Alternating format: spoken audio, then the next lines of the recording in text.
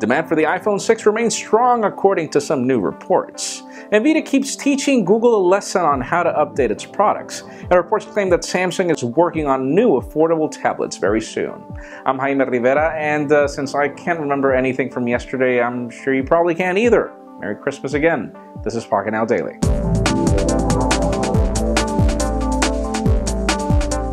Let's begin today with what's official and odd. Microsoft has just patented this new software technology for eye tracking for your keyboard. And I know, I asked myself the same question when I saw the news, and then I read that it happened to work like swipe in a way. Just like you can swipe the keys in order to write a word, it'll track your eyeballs in order to write something. So can you imagine what kind of a headache this will give you after typing your first sentence? Lovely.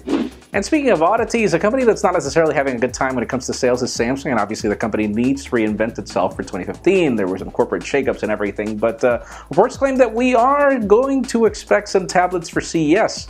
But last year, or should I say this year, we ended up getting really high quality tablets, and the report claims that we are getting very cheap entry-level tablets. And it's sad to see that this is Samsung's strategy, but it's Samsung. And let's talk more CES 2015. Just like we saw Caterpillar launch a smartphone earlier this year, which was interesting, rugged and everything, that same ODM is apparently going to build a Kodak smartphone. Yeah, we should expect it for CES. We don't really get any details as to what to expect. There are some vague stuff to talk about in the links of the description, but the biggest question is if Kodak plans to excel when it comes to image quality, because it is Kodak. Let's see about that.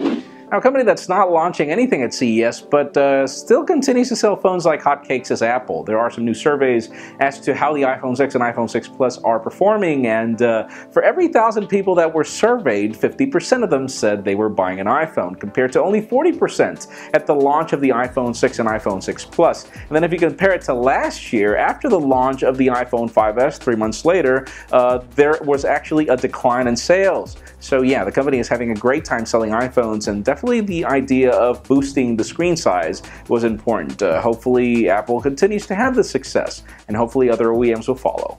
Not with screen size, but probably with quality. And finally, for the very interesting news of the day, NVIDIA continues to teach the world how Android software updates are done. Just after a few days, as we saw Android 5.0.1 be announced, the company is now making it official for its NVIDIA Tablet Shield. And yeah, you get the full-blown version of Android just like that, in comparison to even Google, who still struggles to provide you with the latest and greatest version of Android on its Nexus smartphones, at least the legacy lineup. And that really leads me to the question of the day. When you buy a smartphone or a tablet, is its upgradability and its ability to get quick updates something important to you? In my case, well, in the past it wasn't, because nobody else did it well, just Google with its Nexus lineup, and then again, nobody really cared about the Nexus much, and now we get to see these OEMs actually do something like Motorola and NVIDIA, so yeah, it is important for me, but tell us about you. Leave us a comment down below.